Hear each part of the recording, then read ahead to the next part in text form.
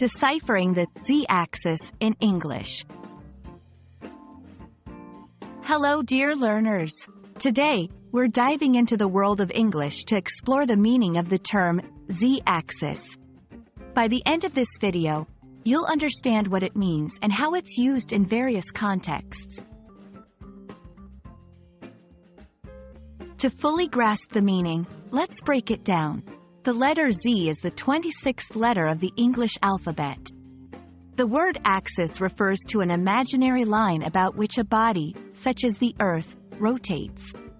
When combined, Z-axis specifically refers to one of the three axes in a 3D space, the other two being the X and Y axes.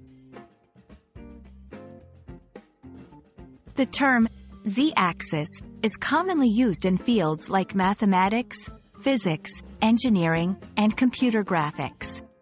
In a 3D coordinate system, the Z-axis typically represents depth, while X represents width and Y represents height.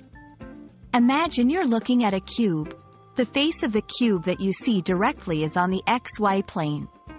The depth of the cube, going into and coming out of the screen, represents the Z-axis.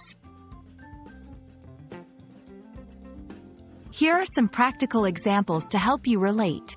1. 3D printing.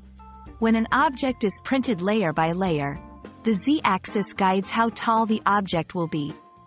2. Video games. In 3D games, characters can move left, right, forward, backward, and up, down, with the up-down movement often being along the Z-axis. 3. Graphing tools. If you've ever used a 3D graphing tool, the Z-axis is used to plot data points in depth.